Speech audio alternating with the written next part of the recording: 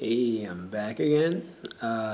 Took the Asvab and it was interesting. I guess I got my first experience of the hurry up and wait that I've been hearing about on all these videos. It was a story. We're supposed to be at the recruiter's office at 11:30 a.m. I called earlier in the day just to confirm what time we're supposed to be there and meet there, and pick up my brother-in-law. We head over there, get there around 11:20, and go in and waiting around. It's good. I had to bring in a bunch of documents. Birth certificate, socials for my wife and my kids, and give them a copy of those. So we're waiting around, probably like a little bit before 12. He had told us that there was another guy that's going up with us too. He's a MMA fighter in the area, so I was like, oh, that's cool. Or from the area, not in the area. Fights all over, but he's from the area.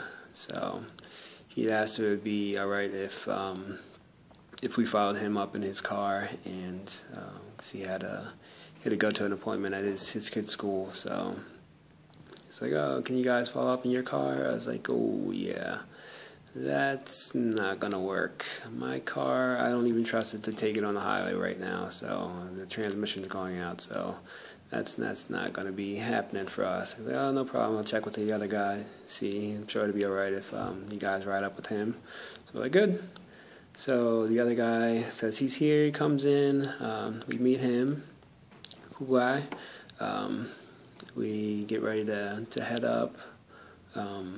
Following up the recruiter there. It's pretty cool. Got to talk for a while. We had to go from Lancaster to Mechanicsburg, because they call it the Harrisburg MEPS, but it's not really in Harrisburg. It's in Mechanicsburg. A little weird, but whatever. So we get there at probably like 20 till 1. We all had to go to the bathroom, so we all go. We come out, or all the recruits had to go to the bathroom. And we come out, and our recruiter is there. He's like, I got to get ready to head out. But the way it works is probably around a couple minutes before 1, they'll start checking you guys in. It's a group of people get here. They'll start checking in group. And then you guys go in and do your tests, and just shoot me a text when you guys are done, and I can meet you back at the office, back in town. So we're like, cool. We go have a seat. There's this not really small, medium-sized room. There's sets of chairs on the left and set of chairs on the right, and there's a flat screen TV up at the front of the room. They got on like some kind of local, not news, it was like a cooking show was on. So we're sitting there watching that. 1 o'clock comes. We're like, what's going on? We're waiting to check in, get this thing started, bust us out, and nothing. Group of people came in. We got it's probably like 15, 20 people in there. So waiting around, and we're like, this thing is not starting at 1 o'clock, I guess. So finally around 2 o'clock, they start to get people together. Like, everyone that's here for the Asvab, come line up by the desk, or to get fingerprinted. It's funny, my brother-in-law, his fingerprints weren't working on his one hand, so I had to do his other hand. Mine worked fine. They do your fingerprints, then you got to go into another line, and then the guy gives you a packet. You got to read over it. It's just pretty much saying that, no cell phones allowed. Have stuff in there about like their sexual harassment policy and no cheating.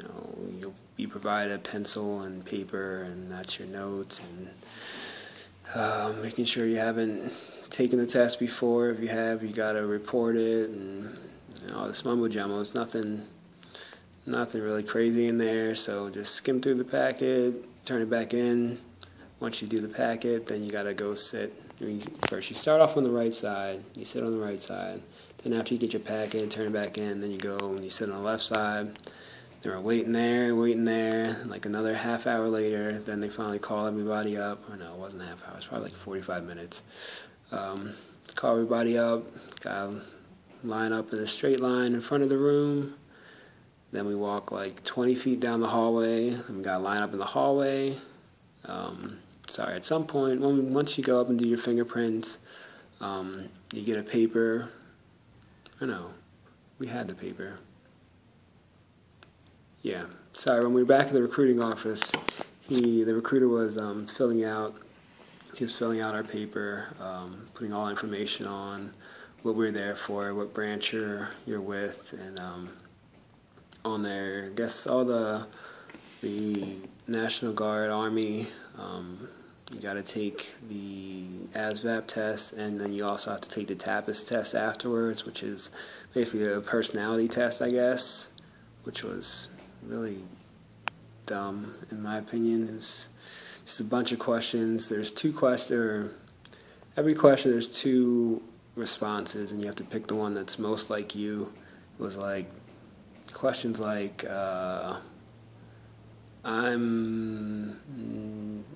I don't enjoy exercise, so I don't make it a priority, or people say I'm a hard worker, and then there'll be a question like, I don't even know, it was like,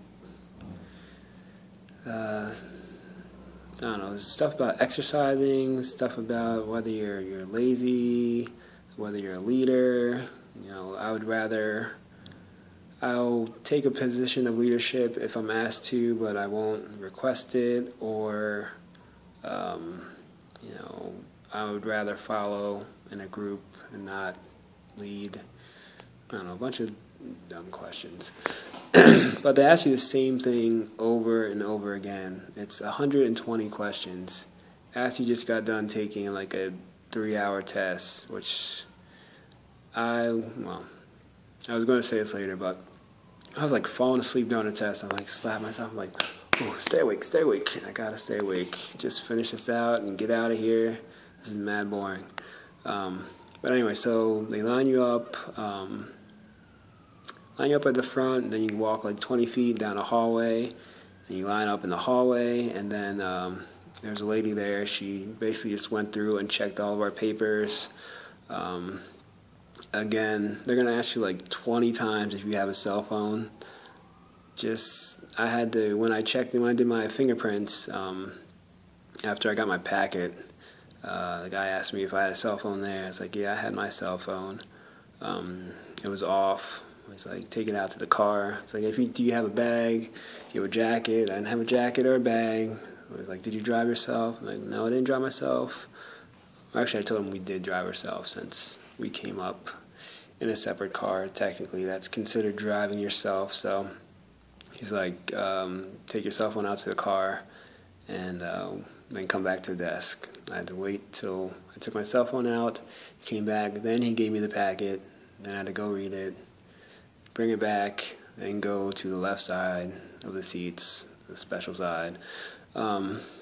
So anyway, line us up, she checks the papers, asks which branch you're here for. Everyone that's here with the National Guard, raise your hand. Army, raise your hand. Or active, raise your hand. Marines, Navy, Air Force. I think the majority of people there were for the Guard. There's like one Air Force and one Navy or something like that. So after that, then we move like another 20 feet down the hallway around the corner to where the testing room is, and basically wait in line to cattle us to a computer. and check us in, and then the test starts. And it was really boring and long. I don't think it took me that long. It was like, probably like 2:30-ish when we finally got to start, and then I finished around 5, so 2.5 hours to do the Asvab and then the TAPIS. And after we were done, then we it was kind of weird. When we were getting to the end of our test, I guess they were having like computer problems all throughout it. I think one person, he had finished, and then he got sent back in, and I didn't hear, but the guy that drove us up there, he was like, "Did you catch that? The one guy, they made him come back in, and told him that he had to take the test again." It's like, what? I could not take that test 2 times in the same day. My brain would be fried. So, and then the computers are cutting off on people. I don't know how it works, like if it saves where you were and you can start off from there, or if you got to start over again. After you're done, you go up to the front and wait for them to give you your results, I guess. I don't know, she was putting some people's stuff in envelopes, and some people didn't get anything, I guess, and I got a paper I thought was my score. It's like, oh, she messed up and gave me a paper with my score on it, so I was checking it out. I had a bunch of, I guess, scores for the different sections, and there's a score at the bottom. It was like the adaptive score or something like that, and it had 80-something, so I was like, oh, yeah, nice, I'll take that, but apparently that's not what your actual score is, so don't get excited about that piece of paper that you get. We actually had to wait until we got back to the recruiter's office to find out what our actual scores were. So we could have texted him and find out, but I was just waiting until we got back to the recruiter's office to find out what the results were. But yeah, I'm just glad that I got my test done before my computer shut off on me. It kept freezing once I got to the TAPIS test, which made it even longer. But it stayed on, so I'll take that. Anyway, so we get back to the recruiter station and our recruiter's office, and he was meeting with someone else. So we go back, and he tells us, he's just like, he's like, you guys all pass? We're like, nice. Told us our scores. I got a 93, which I'll take it. It's 93 out of a possible 99, so I'll take that score. He said, me and my brother-in-law, he said our scores, I won't tell you what his score was, that's his business. Said our scores qualified us for pretty much any job. So, like I said, he was meeting with someone then, and I had someplace to go anyway. So we just set up an appointment to come back the next day, where we can talk about the jobs and pick one. He said, explain them to us if he wants. Besides, we can get a printout of the jobs now, so we can kind of look over them and see if there's anything that we're interested in.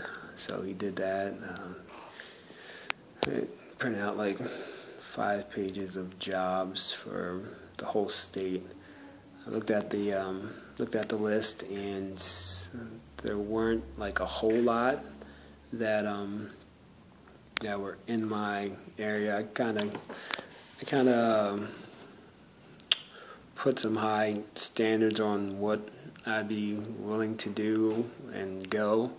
I'm not, like I said in other videos, I'm not really trying to do anything with any kind of weaponry, really. And I'm also not trying to do anything with mechanics, and I'm not trying to go too far for my unit. I'm trying to stay under an hour away, so there were only a few bases that or a few units that are within that area. There's like York, Harrisburg, Reading, Anvil, and Lebanon, I think, on a list that were meet that requirement for me. So it's like, we'll see. Like I said, it's not a sure thing that I was planning on joining anyway, so it had to be something on the list that I would actually be interested in. And yeah, so the game plan was to go home, Google up the different MOSs, find out what they are, and go from there. So we set up a time to come back the next day, and we're going to look over the stuff that night and see if there's anything that we wanted, and go and talk to him about it and see what happens. So, like I said, yeah, that was the plan. Sorry, my wife just came down and distracted me. So yeah, so I'll make a video about how that went, let you know what MOS, if any, I end up picking, and yeah, what the next steps are. So subscribe, like, share, comment, yeah, let me know what you guys are thinking, what you're doing, and let me know what you're interested in too. Alright, I'll talk to you later. Bye.